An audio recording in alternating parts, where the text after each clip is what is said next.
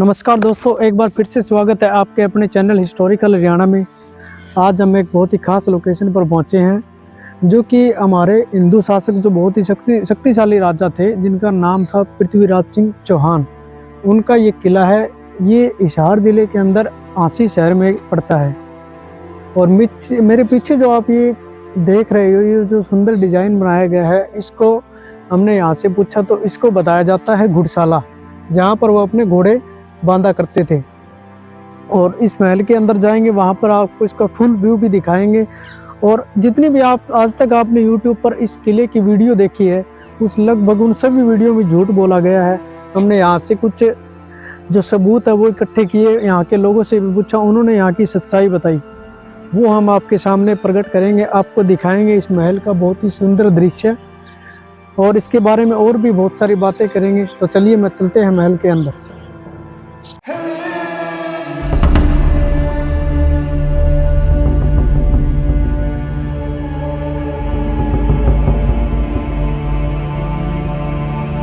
अब हम पहुंच चुके हैं इस फोर्ट के उस मुख्य द्वार के ऊपर, जहां से इस किले का जो है इंट्रेंस गेट होता था उस समय। और वहां पर जो उस समय चौकीदार या दरबारी खड़े रहते थे, उनके लिए भी अंदर एक मुख्य स्थान बनाया गया है। तो अब जिस जगह पर हम खड़े हैं, यही रास्ता जो है मेरे पीछे जो आप ये ट्रैक देख रहे हैं, रास्ता देख रहे हैं, ये सीधे उस महल, उस किले के अंदर जाता है।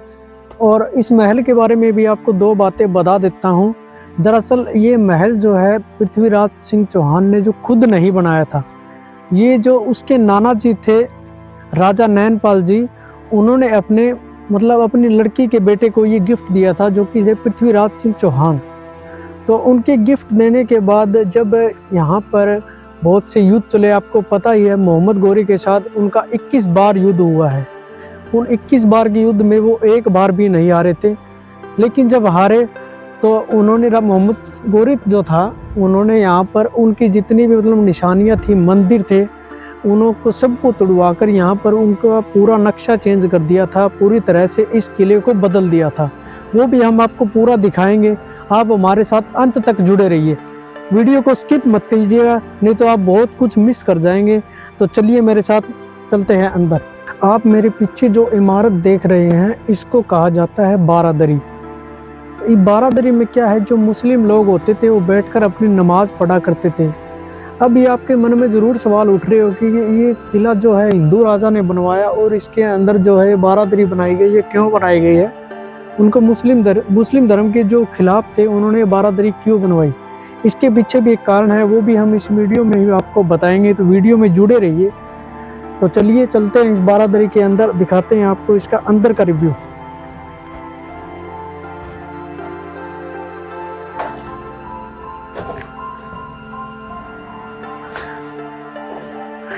तो हम पहुंच चुके हैं इसके अंदर, और इसके अगर बात की जाए तो इसको गुंबद आकार में ऊपर से बनाया गया है। मैं कैमरामैन से कहूँगा जरा ऊपर से इसको दिखाए। आप देख सकते हो ये जो मस्जिद जैसे बनाते थे, उसी डिज़ाइन में इसको बनाया गया है। और ये लगभग 66 पिलर के ऊपर जो है खड़ा हुआ है। और इसकी लंबाई करीब मेरे हिसाब से 50 मीटर और चौड़ाई करीब 10 मीटर के अकॉर्डिंग तो होनी चाहिए, इतनी इसकी चौड़ाई है। और इसके अंदर आप और भी देख सकते हो कि वेंटिलेशन के लिए जो साइड में जो है रोशनदान जंगले जैसे कुछ टाइप बनाया गया है। अब इसकी हालत जो है काफ़ी खस्ता हो गई है।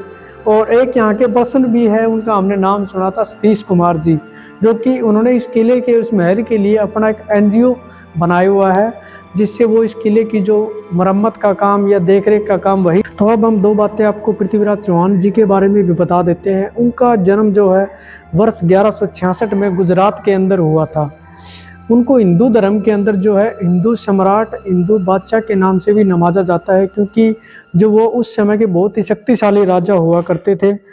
उनका मोहम्मद गोरी के साथ जो है 21 बार युद्ध हुआ था, और 21 बार उन्होंने मोहम्मद गोरी को हराया था। आपको तराइन का युद्ध भी याद होगा, जो कि 1192 के अंदर हुआ था। तराइन जो है वो कुरुक्षेत्र जिले के अंदर पड़ता है। हो सके तो हम नेक्स्ट वीडियो शायद वहीं की शूट करें, वहाँ भी आपको लेके चलेंगे।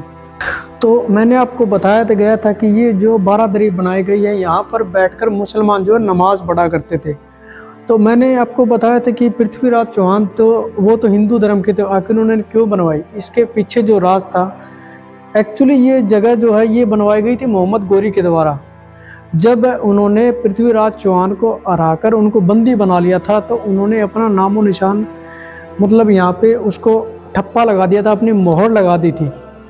और यहाँ पर मुस्लिम लोगों को बैठ के नमाज पढ़ने के लिए इस जगह को बनवाया गया था, जिसको आज के दिन बारादरी के नाम से जाना जाता है। आप मेरे पीछे जो ये जगह देख रहे हैं, ये कोई नॉर्मल जगह नहीं है। असल में ये एक तालाब है और इसको बोला जाता है रानी तालाब। उस समय जो है जो पृथ्वीराज चौहान की जो रानियां हुआ करती थी वो यहीं पर नहाया करती थी। और एक बात और बता दूं कि उस समय उनकी कुल 13 रानियां थी और उनकी मुख्य जो रानी थी उनका नाम था संयोगिता।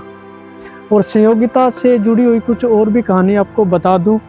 एक्चुअली जो है संयोगिता के पिताजी थे राजा जयचंद जी। वो और उनकी बेटी एक किसी कार्यक्रम किसी प्रोग्राम के अंदर आए थे, वहीं भी पृथ्वीराज चौहान भी आए थे। तो उनकी बेटी जो है इतनी लुभावनी लगी, उनके प्रेम उनके मोह इतने मोहित हो गए कि उनको कुछ नहीं दिखा। उन्होंने सीधे राजा जयचंद से बोल दिया कि मुझे आपकी बेटी से जो है विवाह करना है। लेकिन राजा जयचंद इस बात से बिल्कुल नाराज थे, उनको ये बात अच्छी नहीं लगी और यहीं से शुरुआत होती है पृथ्वीराज के चौहान जो थे उनकी हार की। उन्होंने तो ये वही तालाब है जहाँ पर जो रानियां है वो नहाया करती थी। आप देख सकते हैं इसकी जो गहराई है लगभग 30 से 35 फीट ये गहरा है। इसके जो अंदर जाने के रास्ते हैं फिलहाल जो बंद कर दिए हैं गवर्नमेंट द्वारा। हाँ, लेकिन बीच में जो एक बात अधूरी रह गई थी कि राजा जयचंद को ये बात अच्छी नहीं लगी थी कि उनको संयोगिता जो है पसंद आने लगी थी।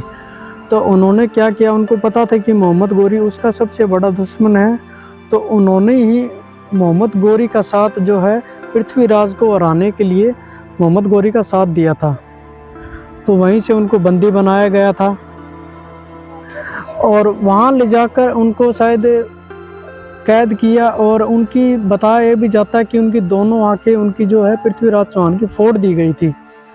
और फोड़ने के बाद जो उनको कैद किया गया, लेकिन उसके पास जो है एक अद्भुत कला थी जिसको कहा जाता है शब्द भेदी तीर।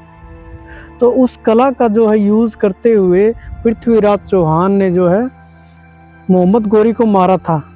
ये जो इतिहासकार यही बताते हैं, लेकिन इसका कुछ इतिहासकार कोई और भी कहानी बताते हैं। इसकी सच्चाई अभी तक नहीं पता है एक्चुअली ये था ऐसे कैसे मरा था मोहम्मद गोरी। तो हम अब जिस जगह मौजूद है यहाँ पर जो ये कुआं बनाया गया है ये लगभग 100 से 150 फीट गहरा है। और यहीं से जो है इस किले के अंदर इस महल के अंदर पानी की पूर्ति पूरी की जाती थी। और एक ये पत्थर पड़ाव भी आप देख सकते हो, इस पर एक अद्भुत डिजाइन बनाया गया है। शायद उसी समय ये काश्तकार उस समय की जो कला थी उसको दर्शाती है। देखने में बहुत ही सुंदर है। ये शायद उस समय किसी चीज का प्रतीक हुआ करता था जो आज हम इसको समझ नहीं पा रहे हैं। तो अब हम जिस जगह मौजूद है असल में आपको ये वही जगह है जहाँ पर पृथ्वीराज का किला हम आपको दिखाएंगे। जो ऊपर जो आप जगह देख रहे हो ये कोई पृथ्वीराज का किला नहीं है, मैं आपको नीचे जगह दिखाता हूँ।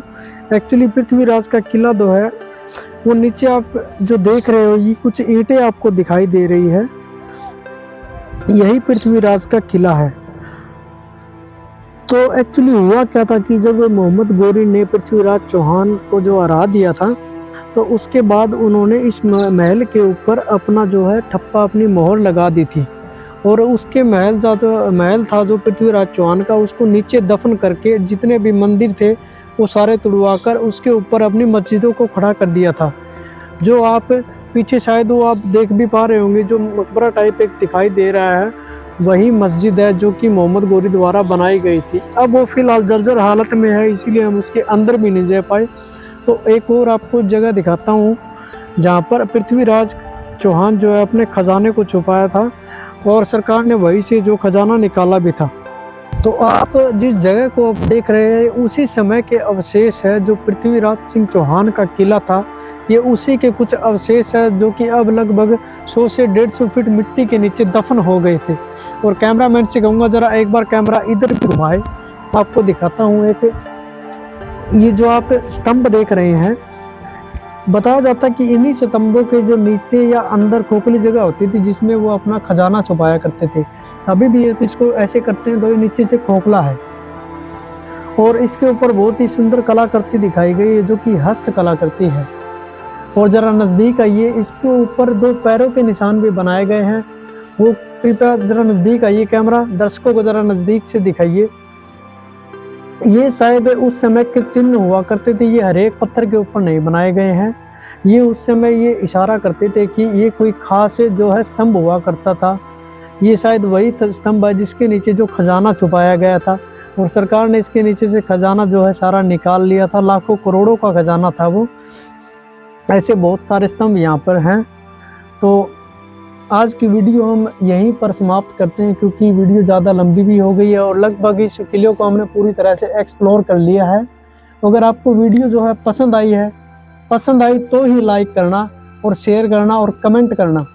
हाँ, अगर आप चैनल पर नए हो तो चैनल को सब्सक्राइब करना मत भूलना ताकि ऐसी ढेर सारी नई वीडियो आप तक पहुँच सके।